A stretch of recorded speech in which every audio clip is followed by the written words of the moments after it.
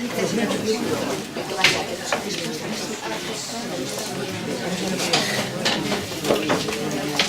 bienvenidos a Más Bernat.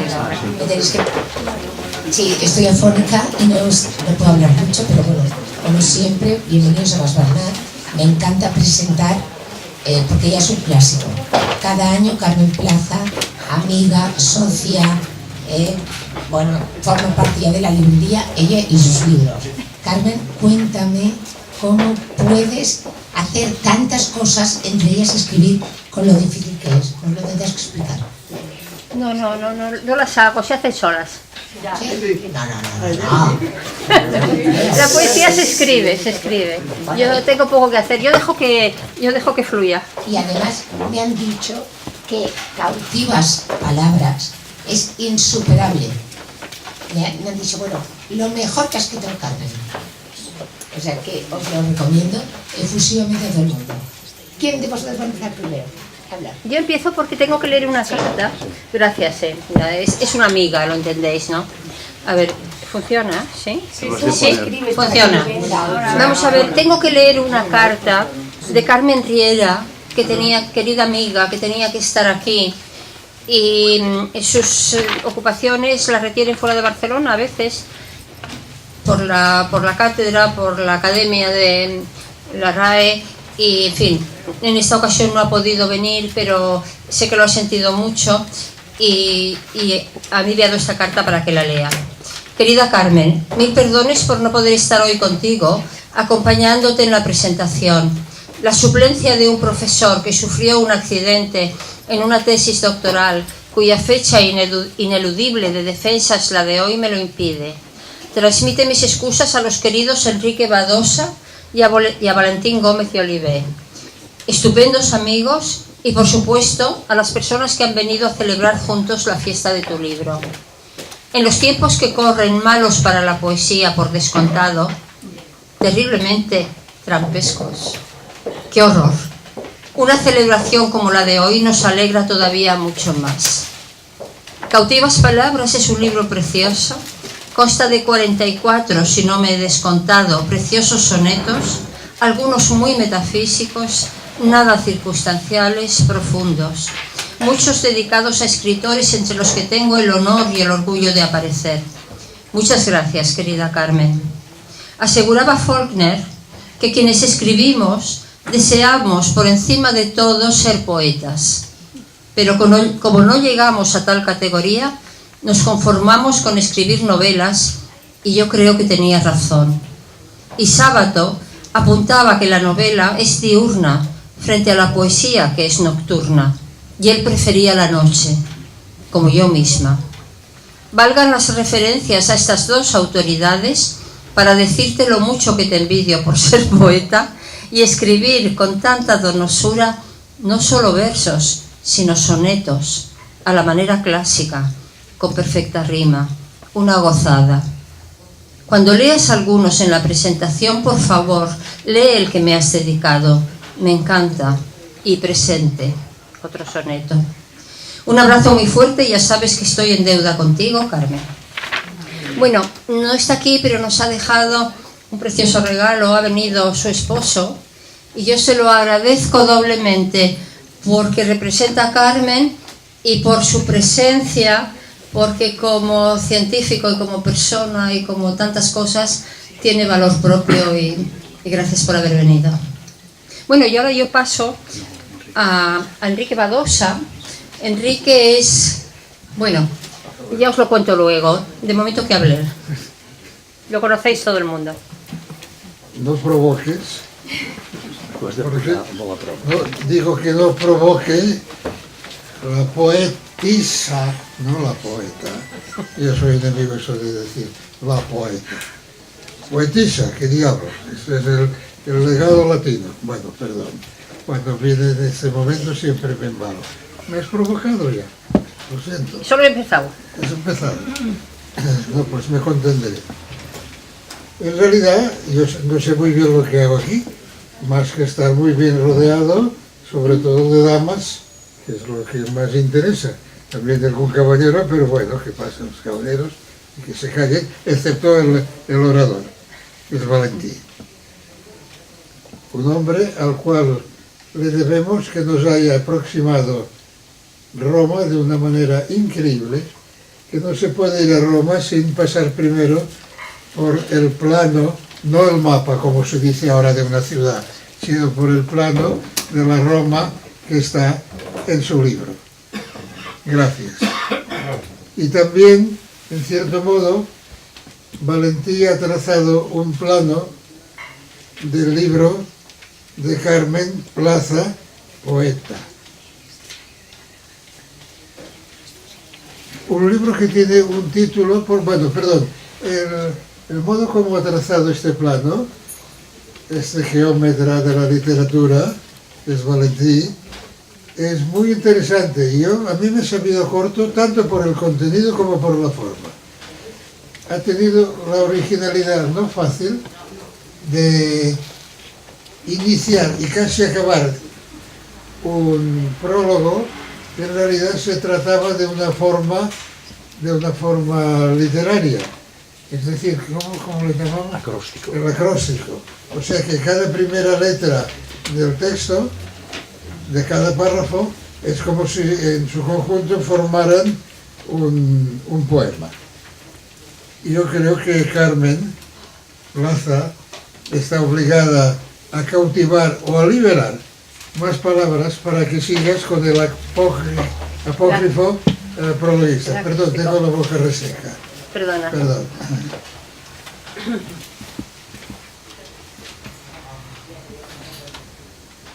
Por otra parte, este acróstico de todo el libro nos lo hará ahora con su presentación.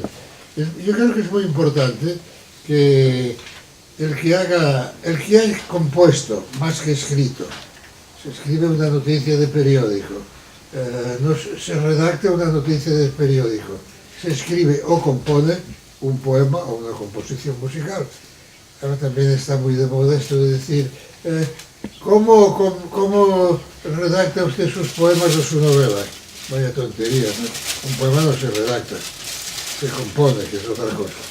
Bueno, pues Carmen deviene obligada a escribir un nuevo libro del cual Valentí Gómez Oliver escriba un más completo o un total. Perdón. Vaya idea. Sí, con la fama te precede y te obliga. Reconozco, sin humildad alguna, que me hubiera gustado a mí tener la idea de hacer esto. O sea que te debo una, también a ti y a Carmen. Gracias.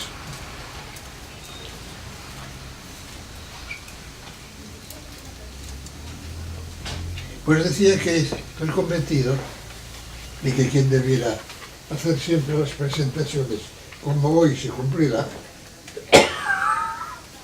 perdón, es el prologuista, porque es quien más sabe del libro, casi más que el autor o autora, porque lo ve desde fuera, con afán de creación intelectual, perdón, y al mismo tiempo, casi como un acto de amor. Hacer un prólogo de verdad, prólogo serio, que abarque fondo y forma de todo libro, siempre es algo difícil, porque es algo comprometido, algo en lo que se compromete pero el prologuista y que naturalmente compromete al prologado. O sea que veremos qué pasa hoy aquí. Sí, estamos comprometidísimos. No estamos, pues, bueno, yo esta vez no me ha tocado prologar de nada. Sí, pero sí que, que tú muy ladina me obligas a que me comprometa, pero yo también te obligo a comprometerte. Tenemos un montón de sonetos por ahí sueltos que tú, bueno, me has tirado así a la cuneta y que todavía estamos pendientes. Este señor no le gustan los sonetos, perdón, es que a este señor no le gustan los libros de sonetos muy extensos. Y entonces, desde que inició ya, yo le di a leer el primer soneto que le dediqué, Entonces ha tenido la gentileza y la paciencia de leer un montón de sonetos y con su espada habitual dijo, aquí no puede haber más de 44, no sé por qué. Quizá porque eran los que escribió en su día un autor importante. ¿Quién fue que escribió un libro de 44 sonetos? Espérate. Tú sabes todo del soneto, bueno, ya lo buscaremos. Total que entonces... Bueno, total que ahí se han quedado estos 44 porque con su espada él dejó fuera un montón de ellos. Por tanto, que aquí hay trabajo pendiente. No te libras, Enrique, querido. Ustedes no han oído nada, ¿verdad? Bien, porque es muy grato cuando un colega en este oficio tan ingrato te hace la confianza de presentarte un libro para que digas, se pretende lo que piensas, porque si dices todo lo que piensas, lo más probable es que en la mayoría de casos pierdas una amistad o que hayas trabajado en vano. Yo la amistad de Carmen todavía no la he perdido, o sea que si he sido sin título alguno, duro y cruel, ha sido muy amable con los poemas que están aquí en el libro. Nada, esto no tiene importancia. Ya me habéis distraído, que quería decir cosas importantes y bueno, total, que Carmen nos ofrece un libro muy arriesgado. Un solo soneto es la pieza más arriesgada que se ha compuesto desde el siglo XIII, los famosos Hohenstauer, del que al parecer también escribía sonetos. Y naturalmente, a pesar de su apellido alemán, los escribiría en italiano porque en el siglo XIII era la lengua internacional de la cultura, ¿no? Y aparte, en los conventos, más o menos en latín. Un soneto nos demuestra la importancia que tiene en sí mismo, con independencia de la bondad o no de fondo y forma, porque ha durado desde el siglo XIII hasta hoy, y hasta hoy nos sigue pareciendo moderno cuando está bien escrito. Ha resistido todas las presiones. Incluso hay una cosa que me permito traer a colación, aunque no esté la mesa puesta a manteles para cenar, que ya podría, ¿eh? Ya podría. Allá en el siglo XX, a principios, es algo curioso, poco conocido. Hubo un movimiento en España contra el soneto. Todo el mundo se metía con el soneto, como algo arcaico, algo que ya estaba pasado de moda. Duró poco, por suerte, e incluso hay nombres, cuando uno estudia esto, que sorprenden que estuvieran en la lista de los agresores, porque luego han sido buenos sonetistas. Esta fue una de tantas modas.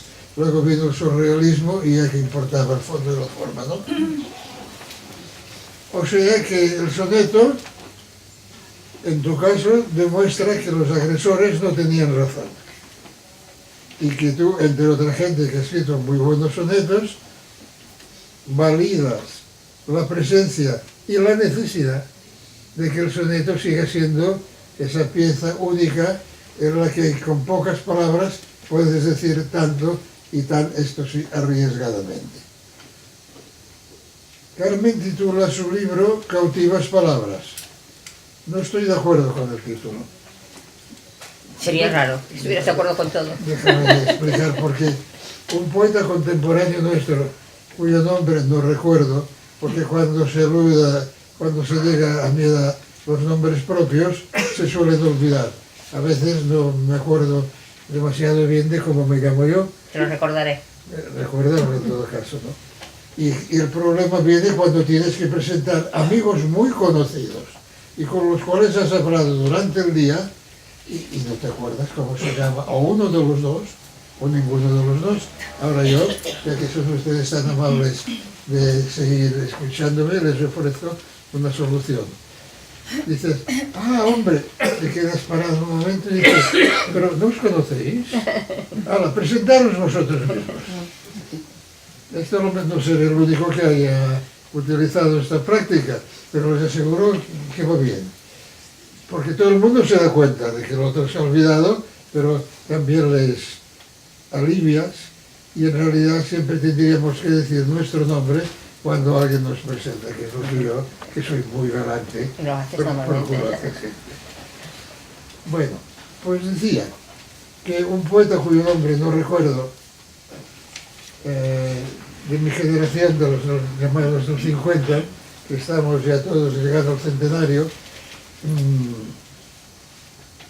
en un poema con muchos sonetos, y no malos en general, hay un momento que dice, sobre el soneto, dice, soneto, tú me encadenas, no me encadenas, me desencadenas. O sea que esa paradoja... Lo de cautivas no te gusta. Lo de cautivas no te gusta. No, sí me gusta, pero precisamente quiero decir que en tu sonetario tú liberas las palabras. Has compuesto 44 sonetos, nada fáciles, ni de fondo, ni de forma, ni de rimba, pero siempre réussi, queda muy bien decirlo en francés, es muy literario, a lo Mallarmé, y entonces no son palabras cautivas, en realidad, para mí, como lector y amador de estos poemas, son palabras liberadas, precisamente con esa técnica o ese modus operandi de aceptar lo duro que es el soneto para luego darle la libertad que es propia de cada palabra. Cada palabra es un hecho de libertad. No solamente viene de donde viene, que es del sumo hacedor, sino que, como toda cosa importante que de él viene, nos permite incluso la contradicción, utilizarlo lo mismo para la blasfemia que para el elogio, sea de la divinidad, sea de la realidad que nos rodea, de la persona querida, etcétera, etcétera. Por lo tanto, yo estos poemas, que conocí antes de que se imprimieran en el libro, yo, para mi propio uso, siempre los veía como palabras liberadas. O sea que, como amigo tuyo, como lector tuyo, con una hacha de decapitar terrible, esto sí, digo que para mí no has cautivado palabras, sino que las has liberado dentro de una forma que cuando se utiliza con talento, con arte y con buena voluntad, no simplemente con ganas de lucir, en realidad el título queda modificado y son palabras liberadas. Gracias. Muchas gracias.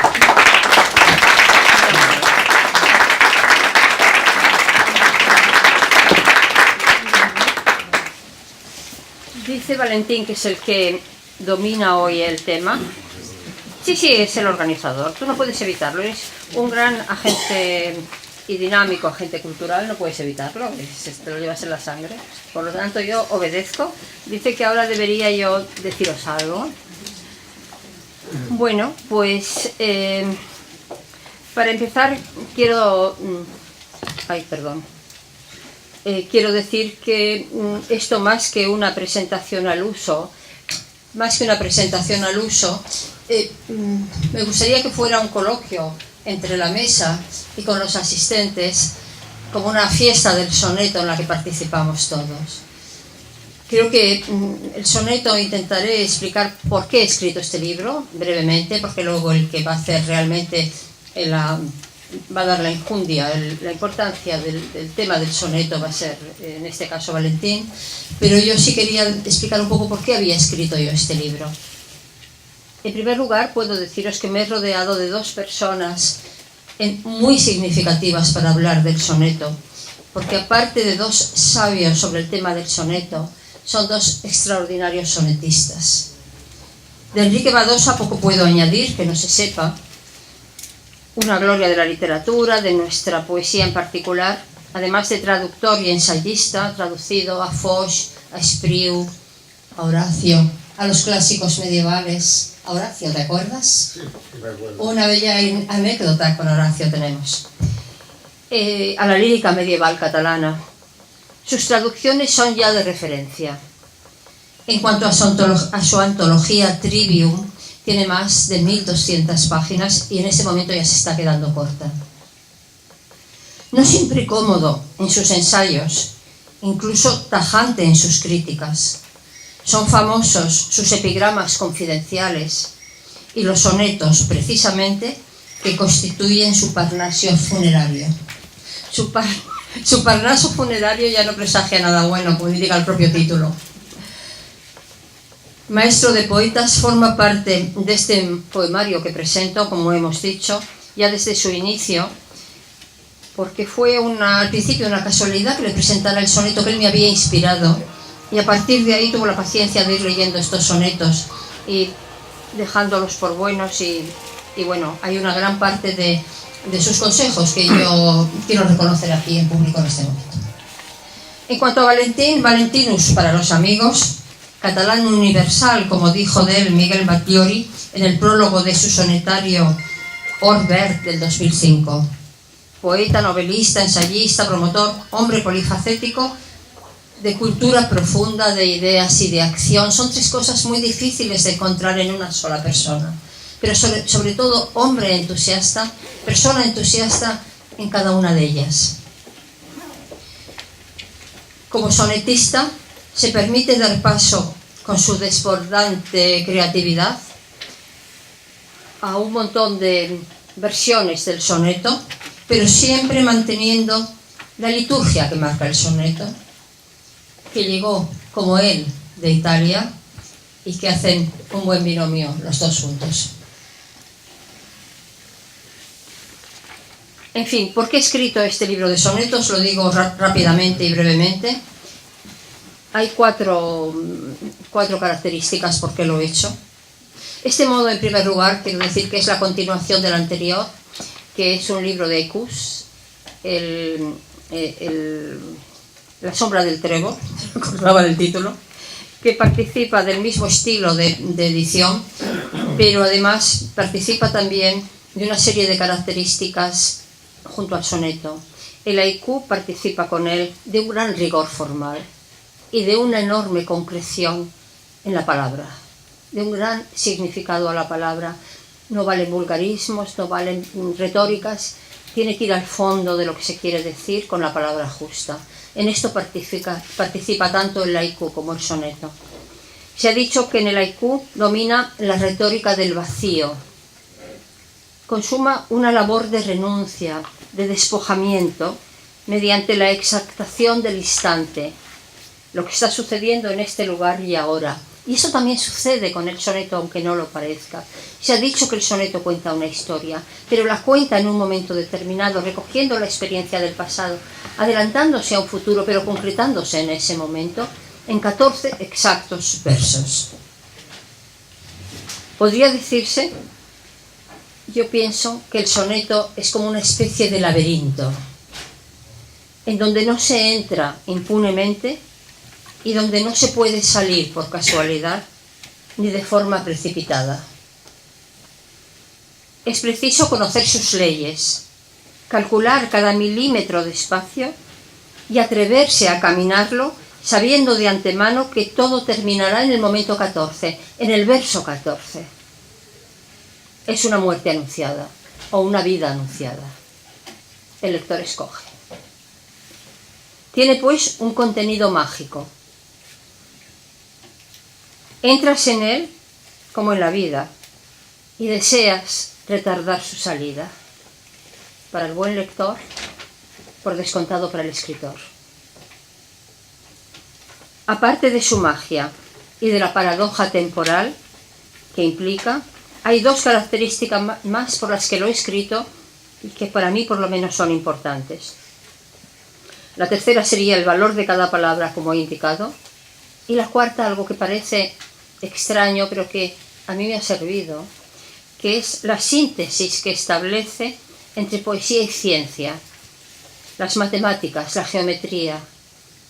Yo tuve una formación también científica al principio y realmente he encontrado una similitud enorme con la poesía a la que no he querido renunciar nunca, esta formación previa.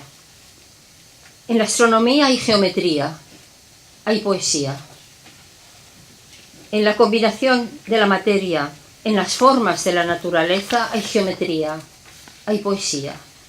No digamos en los fractales, desde la composición de las plumas de un pavo real hasta en el interior de un ojo humano. La repetición de la misma forma geométrica, nadie sabe por qué, también tiene un contenido mágico. De hecho, la poesía en general y el soneto en particular se han inspirado a menudo en estos temas. En el soneto, cada sílaba está contada, no ya solo cada verso, cada sílaba.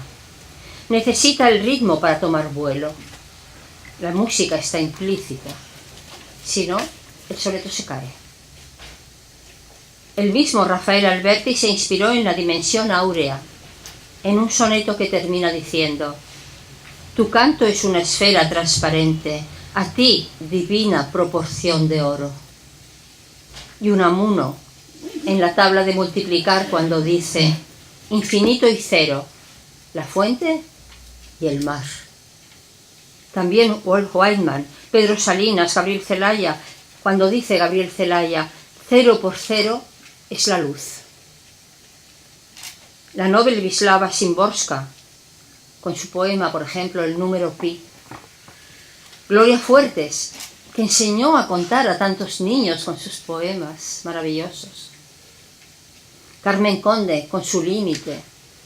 Neruda, con su oda a los números. Yo misma recuerdo, yo he escrito bastantes poemas inspirados en números, en geometría o en aritmética. Recuerdo solo uno ahora como ejemplo, publicado en uno de mis primeros libros, que es Al infinito, que siempre me ha parecido terriblemente mágico, que dice algo así como: el infinito es un número dormido, no lo despiertes, puede dejarte sin sentido. Bueno, y así tantos y tantos. Se ha dicho, lo ha dicho muy bien Enrique, que el soneto se ha querido dar por caduco, pero su salud sigue siendo envidiable, como demuestra su propagación a través del espacio y del tiempo y los poetas que han escrito sonetos. No en balde se sigue cultivando desde hace más de 700 años, con variadas intenciones además, amorosa, satírica, religiosa, costumbrista, también de exaltación de la naturaleza. Pero podemos decir finalmente que siempre nos quedará el soneto.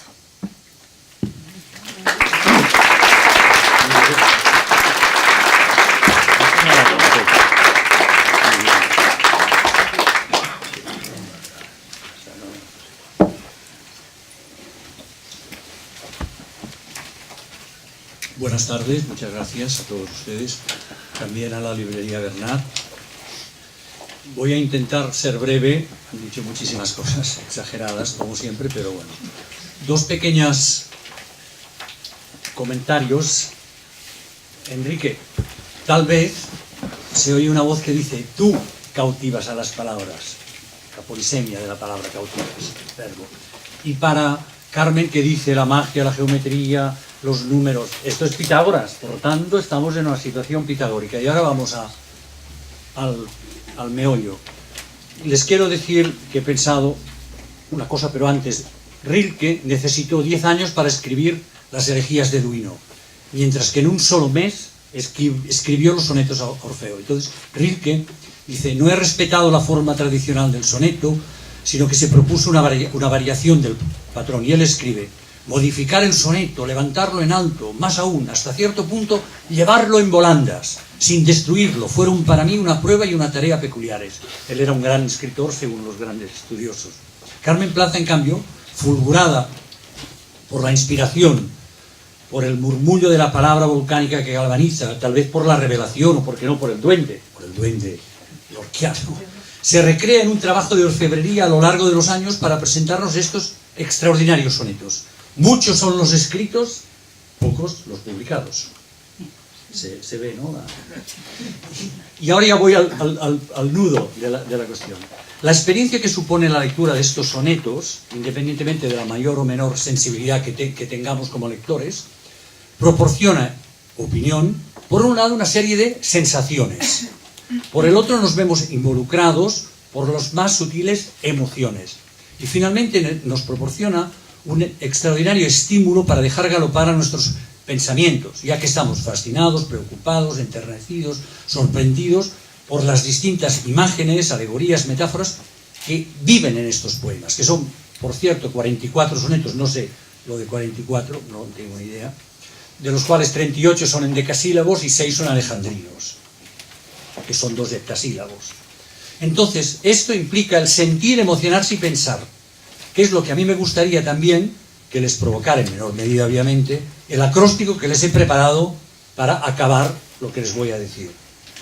Y no hay nada mejor, Enrique Badosa nos ha nombrado, los surrealistas, lo que ellos decían que hay que responder a la creación avec la creación, que es también lo que decía un gran autor que ha fallecido hace poco, catalán, que es el Carles Agmor, es decir, responder a la creación con creación, y esto es un poco lo que se intenta hacer. Cuando Carmen Plaza me pidió que le prologara el libro, cosa que no hago nunca, por la dificultad que entraña prologar, una cosa es hablar, y hablar todo el mundo habla y puede decir más o menos, bla, bla, bla, pero escribir y anteponer es una cosa muy comprometida, porque por el respeto que implica el trabajo de esa escritora, poeta en este caso. Yo pensé que le tenía que dedicar un acróstico y que emulara al propio soneto, y así, que es lo que les han dado aquí, que es lo que está en el libro, me inventé este soneto te dedico, 14 párrafos, mirando de reojo a lo de un soneto me manda hacer Violante, a Lope, y entonces, que eso está, y es un poco lo que invocaba, y entonces hoy en este acto, esto ya está en el libro, pues, que es mucho más casero y más casual, pero también está muy bien, es tan entrañable como la vida misma, he pensado que podía insistir en lo del acróstico, pero hacerlo mucho más breve. Y entonces me he comido el te dedico y es el S-O-N-E-T-O, soneto. Y voy a dedicar brevísimos instantes. La S es de soneto, y ya han dicho aquí lo que es, forma. Y entonces es muy divertido, el soneto nace en Federico II Hohenstaufen, en Sicilia, el gran emperador que no quiere vivir en los países centroeuropeos, ¿no? Él quiere estar en Sicilia, en Puglia, construye uno de los mayores y más prodigiosos castillos que han de ir todos, que es Castel del Monte, en Puglia, cerca de Itruli, y la cetrería, tal, y escriben en árabe, en latín, en italiano, y vive divina. Y entonces allí un notario, que aparte de ganar dinero se aburría muchísimo, Jacopo d'Alentini, es el que, dicen los estudiosos, se han puesto de acuerdo al final, que es el que formaliza lo que viene de los tratados, el soneto. Por lo tanto, es una, como habéis dicho, pues tiene muchísima vigencia, aunque la gente sea antisoneto, es como lo de Clint Eastwood dándole el voto a Trump, es decir, siempre hay antisonetistas, pero el soneto es una manera, es un ejercicio, como las matemáticas, por lo tanto, está bien hacerlo o no hacerlo, pero en general hay grandes sonetistas, poetas y poetos y poetas, porque las poetas... Esta es la S. Ahora vamos a la O. Y la O es, creo que toda tu obra tiene una gran observación. Y una gran observación, porque ves aquí en la página, que lo tengo apuntado, en la página 19, hay este lamento del árbol, levanto catedrales con mis manos, habla el árbol. Es decir, las imágenes... Y entonces... Esta gran observación, ella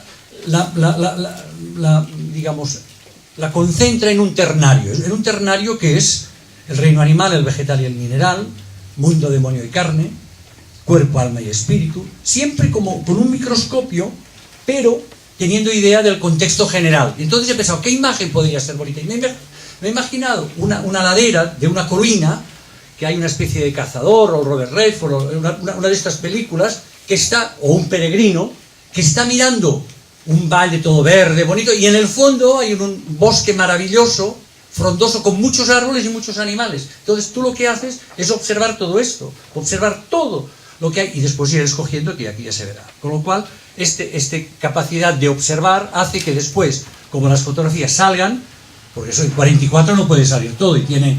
como las palabras que cuenta en el mundo anglosajón, tiene un número de palabras, creo que 4.000 y pico, no hay más, pero está este monstruario de todo. Pasamos a la N. La N yo he visto la naturalidad semántica, es decir, es un lenguaje culto, pero al mismo tiempo no exagera, por lo tanto, ni cae, lo cual también es difícil, poder hablar y más escribir. Y esto lo haces con una armonía muy equilibrada, y esto es es natural, es trabajo, esto forma parte de tu oficina, de tu obrador de trabajo, que queda para cada autor, tiene sus trucos, pero es muy interesante ver estos como dos hemisferios, ¿no? Los dos momentos. Después de la N viene la E, y es la E, yo creo, de exigencia. Y aquí todos sus argumentos, como puedes ver, ya en el otro libro, en Plaza Sitiada, se ha ido delineando en su escritura una cosmovisión, es decir, una visión del mundo. Ella aporta una visión del mundo, que estarás más o menos de acuerdo, según lo que cite, pero en general la tiene. Y esto es muy interesante porque esta cosmovisión tú la haces con gran ironía y humor, que después volveremos a Ballori. En cambio, fíjate que tú, en La sombra del trébol, que es del otro libro de haikus, que tiene mucha relación, haiku con el soneto, formas cerradas, dices, La sombra del trébol, saber morir es todo lo preciso para vivir. Con lo cual, bueno, ahora vivimos porque todavía, bueno, ya estamos muertos, pero seguimos viviendo. Claro, quien sabe morir porque entiende lo que es vivir, no está mal, ¿no? Con lo cual, esto me ha hecho pensar que esta visión que tú tienes tiene que ver con Marco Aurelio, tiene que ver con Agustín, tiene que ver con Plotino. Y he encontrado una cosa de Plotino que viene al caso, que es preciosa. Plotino en las Eneadas, que es lo que hace este gran autor, intentar conjugar y que no se peleen Platón y Aristóteles, y es lo que seguirán luego los neoplatónicos de Florencia, del Renacimiento, de la Mirandola, el Ficino, todos estos. Él dice, la enseñanza, aprender, es lo que nos muestra la vía, el camino, pero solo tiene visión, solo alcanza la visión quien ha querido ver. ¿Qué quiere ver? Lanzándose y tal, y tú quieres ver. Que después lo que veas sea mejor o peor, esto es otra historia, pero ves, lo cual no está nada mal. Esta es una exigencia que te lleva a donde te lleva, a la T, soneto, a la T ¿de qué? De la trascendencia. Antes yo hablaba de ironía y humor, y Ballori siempre decía, padre Ballori, que él se había salvado por un humorismo trascendental. No, esto era una coña, él se había salvado porque trabajaba como una bestia, porque tenía una capacidad genial de entender las cosas, de ver los idiomas, bueno, pues jesuita que toda la vida se dedicaba al estudio, pero al mismo tiempo tenía una gran autoironía. Por lo cual, das la importancia a lo que lo tiene.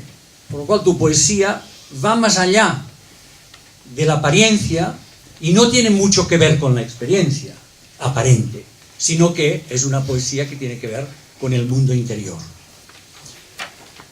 Aquí pone leer la página 9, que es una poesía de lo filosófico, de lo trascendencia, metafísica, porque aquí esto es interesante, creo, para que haya limpidez del verso, claridad de la palabra, armonía y firmeza del poema son tan necesarias la certeza como la duda.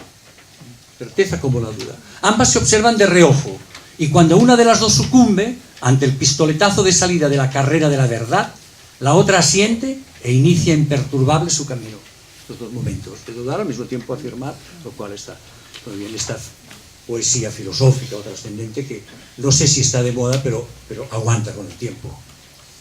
Finalmente la O de, y todo esto aparece, me ha costado tiempo buscando porque que tenga sentido, se puede criticar, pero la obstinación, súper obstinada, casi obcecación. En toda su obra, especialmente en estos sonetos, que son los sonetos de la madurez, porque es el primer libro de sonetos, puedes hacer más, pero igual sí o igual no. Está tan bien que igual mejor no hacer más. Mejor no hacer más. Sí, no se sabe.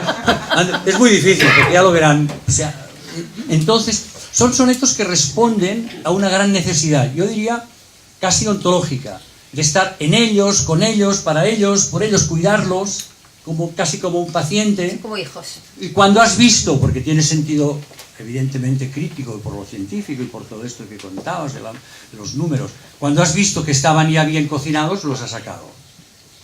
Ahora yo pensaba que valdría la pena, pero como tú vas a leer luego algún soneto, porque hay 3 o 4 que son extraordinarios, son finísimos. Y entonces yo terminaba mi pequeño discurso, que ha durado lo justo, a lo que en catalán se dice, para corroborar nuestra presencia en un acontecimiento trascendente, jo també hi era, jo també. Carmen Plaza no solo hi és, sino que estará mientras la memoria del ser humano y de sus creaciones artísticas no caigan en el olvido, como una gran cultivadora de una de las formas poéticas, y aquí he hecho rizar el rizo, más sutiles, de la S, ocurrentes, navegables, extáticas, tenaces, ordenadas, que es el soneto. Muchísimas gracias. Bueno, ya he hecho lo que he pedido. Ahora tienes que leer. Bueno, Valentinus Dixit. Valentinus Dixit. Gracias por tu proemio, gracias por tus palabras. Es que además, ¿sabes qué ocurre? Que como a ti te creo, como creo a Enrique, entonces esto da una gran paz interior, una gran satisfacción interior de que no es tiempo perdido. Porque al margen de banalidades y de florituras, la satisfacción de que personas que conocéis tanto la métrica, la cultura del poema, esta sutileza que tiene el poema, que digáis lo que estáis diciendo, gracias, realmente gracias. Me encantaría que leyeras algún poema de estos que te gustan. Porque yo no puedo escoger entre mis hijos, me cuesta mucho. Son todos buenos. Hay hay uno dedicado a Antonio Machado, que es extraordinario. Hay otro dedicado a Rilke, Cambio de siglo, que... Claro, es que todos son buenos. Vale, gracias. Cambio de siglo, a María Rilke. Yo había pensado lo de Rilke independientemente de esto, y después esto coincidió. Dice, otro siglo se fue, no cambió nada. Se sigue la ciudad desmoronando. ¿Quién sabe con qué furia, dónde y cuándo se irguió la catedral enhiesta, alada?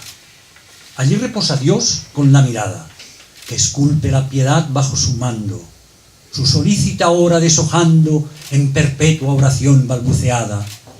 Entre siglos de fuego y vendaval, resbalamos también por esta era, como estatuas de fango, sangre y sal, ya se ciernen las fauces de la fiera. El tiempo es un objeto de cristal que se rompe al final de la carrera. El tiempo es un objeto, una imagen, bueno, todos, ¿no? Este es precioso, bueno, todos son bonitos, todos. Y el de tu hermana es precioso. El de tu hermana, dedicado a su hermana. Mi hermana Pilar es una gran poeta. No puede estar hoy aquí porque tiene un problema de una operación familiar de su marido. Y yo lo he sentido mucho porque me he sentido siempre muy arropada por ella. Y siempre ha sido para mí un ejemplo de lo que es escribir poesía, de lo que es escribir poesía con el corazón, prescindiendo de cualquier otra cosa artificial. No en balde las dos hemos empezado a publicar muy tarde, porque no nos interesaba publicar, lo que nos interesaba era escribir, y leer y escribir, trabajar. Publicar ha venido después de una forma, ella tiene un libro publicado maravilloso. Y yo le dediqué este poema en gratitud, salió de una forma muy espontánea, porque es también un poema a nuestra infancia. Es interesante, cada uno tiene su idea, su imagen. Se llama Límite, el aire que disipa la fragancia de la vida rendida en cada sueño. Va grabando las nubes en el ceño, territorio abonado de la infancia. Desprecia el artificio, la abundancia del discurso banal, que es falso empeño. Al fin la eternidad es un diseño oculto en el jardín de la ignorancia. Si el límite del ser es el instante, el principio o el fin de la aventura que atrapa al descuidado caminante en el filo sutil de la cordura, basta hallar la palabra deslumbrante para atrapar la luz en la espesura.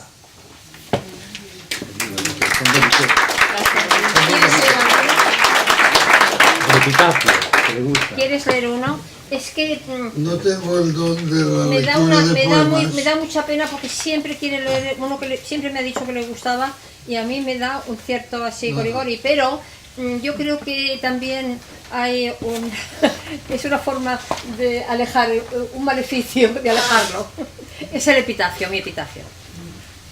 Es un poema, para mí todos son muy buenos poemas, y lo digo de verdad.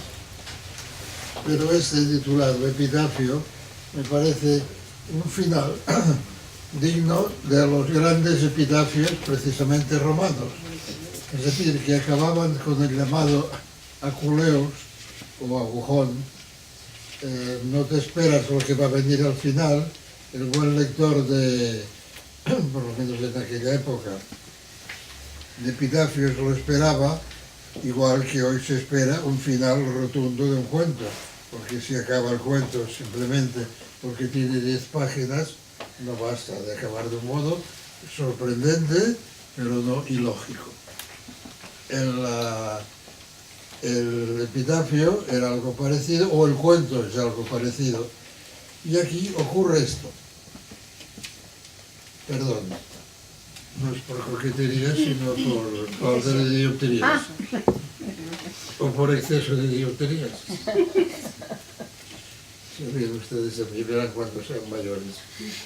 Tú nunca serás mayor. No, porque ya lo soy. No existe el tiempo. No me haces caso. Mira, este es un poema que tiene que gustar mucho, no precisamente a las feministas, un poema que interesa a la mujer como tal mujer y que interesa al hombre que intenta aproximarse y entender, vivir y convivir con el mundo femenino. Ese mundo del cual nos hemos permitido tristemente prescindir durante miles de años y parece que ahora, últimamente, a pesar del señor Trump, se llama ese imbécil, pues es la mitad de la materia gris de los humanos. Mejor dicho, son más ellas que nosotros. Sí, un poco más de la mitad. Un poco más que la mitad. Bueno, como verán ustedes, hay una sátira, en cierto modo, y a ver qué opinan. Pues, el poema se titula Epitafio. Aquí yace mujer, amó deprisa, pagó el reclinatorio, oyó la misa, mantuvo el gesto leve, voz concisa, el alma soterrada e indivisa. Agradar al varón fue su divisa, con un suave bosquejo de sonrisa. Obedeció al dictado muy sumisa, guardando su virtud como Artemisa. Quería ser poeta o poetisa, hereje, capitán, sacerdotisa, pero quedó atrapado en la imprecisa fragancia de ser viento o de ser brisa. Bordó su desconsuelo en la camisa, comió pan duro y se murió de risa.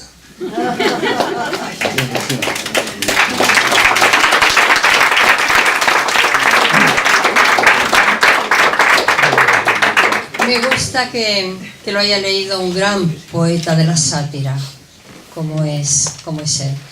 Y en justa correspondencia, yo voy a leer un poema que le dediqué y que fue un poco el inicio de toda esta historia. Yo preferiría que no lo leyeras ese poema, Yo porque sí. bastante subido tengo el ego. Lo voy a leer porque te lo mereces. Lo voy a leer, No se lo crean. lo voy a leer porque te lo mereces Es una y es adoración, en justo castigo. Equipado de sueños a Enrique Badosa. Es él, es él, de verdad que es él. Equipado de sueños, soñador, transido de camino, caminante, viajero fascinado y fascinante, de las musas amado y amador, por la rima salvado y salvador, navegado en el ritmo y navegante, enfermo de belleza, delirante, de isla en isla voraz descubridor, sonrisa perspicaz, porte de rey, cálida cercanía del hermano, guardián del arte digno y de su ley, azote del falsete verbo vano, una mezcla de Fausto y Dorian Gray con espada de arcángel en la mano.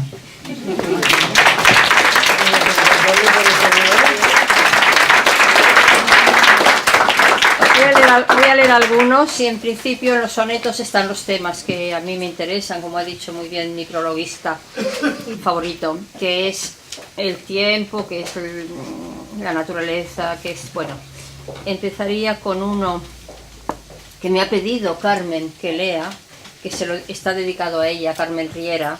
Ella ha escrito, yo he hablado con ella sobre la memoria, hemos hablado a veces de la memoria, ella ha escrito cosas muy hermosas sobre la memoria, incluso ha salido en algún periódico. Y entonces, después de esta lectura de una cita que ella hizo sobre algo sobre la memoria, yo escribí este poema. Memoria. Con el ansia de todos los cautivos arrecian los recuerdos en la mente. ¿En dónde se detiene la corriente entre tantos momentos fugitivos?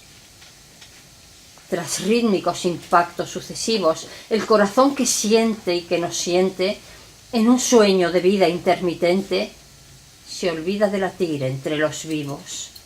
El instante feroz alza la espada, detiene el pulso, la ambición, la gloria, esgrime la verdad desenvainada. El tiempo hunde sus garras en la historia, mas sin nosotros nunca será nada. Aunque le pese, somos su memoria.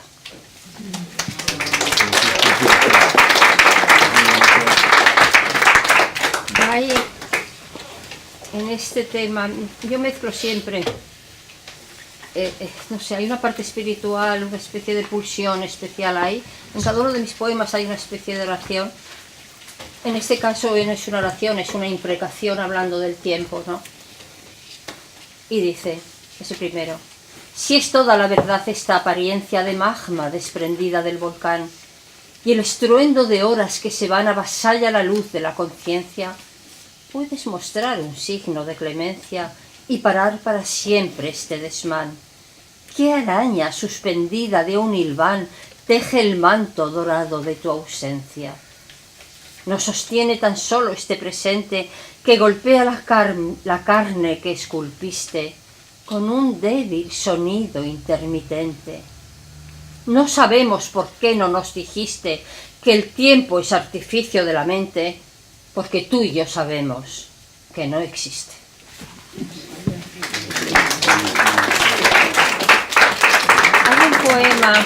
Hay un poema que le tengo un cariño, porque lo escribí después, es de estos poemas dedicados a la naturaleza, lo escribí después del desastre que hubo en la isla de Hawái. Yo había leído al poeta René de Preste, hawaiano, que hizo toda su vida y tuvo todos sus honores en Francia, pero que tiene unos poemas extraordinarios. Yo lo había leído entonces cuando leí sobre el desastre, y entonces escribí este poema sobre la isla.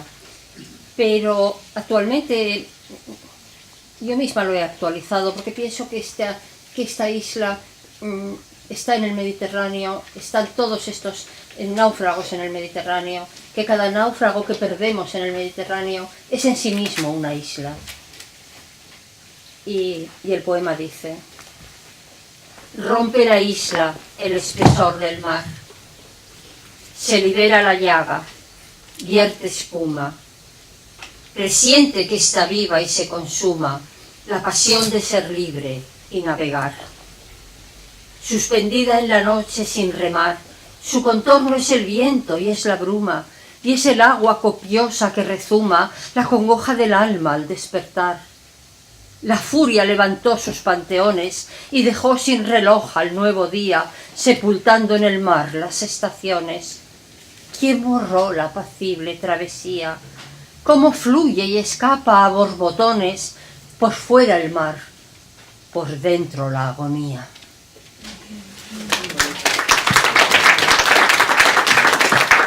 Finalmente, hay un poema al que tengo cariño, ya sería el último, que es un poema que también cuenta una tristeza, una desgracia, el asesinato de Monseñor Romero al pie del altar. Y también, cuando leí la noticia, me impresionó porque me pareció la vuelta a los orígenes, la vuelta al conflicto, la vuelta a la lucha entre Caín y Abel, otra vez la historia que se va repitiendo y que no nos deja casi aliento. Y entonces era tan dramática aquella escena que la tenía que plasmar de alguna forma. Esto no sé cómo va. Y entonces el poema dice: a Monseñor Óscar Romero. Es una especie de oración, se supone que la dice él. Me gusta mucho escribir poemas convirtiéndome en otra persona. Eso me pasó con uno de mis primeros poemas, con una beguina que era poeta, que la mataron en la hoguera. Y es un poema que yo escribí con un gran pesar, con un gran sufrimiento, porque sentía que realmente me estaba quemando la hoguera. Era una cosa muy extraña, pero la imaginación hace a veces estas cosas. Bueno, en aquella ocasión, aquel es uno de mis poemas favoritos y este es otro. Porque además también me meto con los señores que la estaban quemando. Y que dice al final: no soy, no estoy, sois vosotros los que os estáis quemando y tal. Era una especie de venganza. Bueno, pues esta es un poco lo que dice Monseñor Óscar Romero. En esta piel encierro cicatrices, con esta lengua lamo el tiempo huido, con esta sin razón oigo el gemido que devuelve a la tierra sus raíces. Con este sol que inventas y bendices, iluminas el foso del olvido. Con este corazón desposeído, intento comprender lo que no dices. Con el blanco color de las salinas, mi voz teje tu sed y tu sudario. En este cáliz guardo lo que bebo. Con esta lluvia riego las espinas que sembraste camino del Calvario. Con esta sangre pago lo que debo.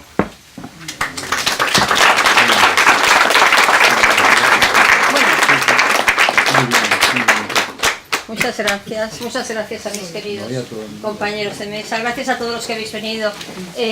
Ha sido maravilloso estar con vosotros. Y si queréis preguntar algo, ahora creo que hay una copa de cava por ahí, pero si queréis preguntar algo, yo estoy encantada de contestar lo que queráis. Y ellos, que saben más que yo, pues también, supongo. El cava. Esto se acaba.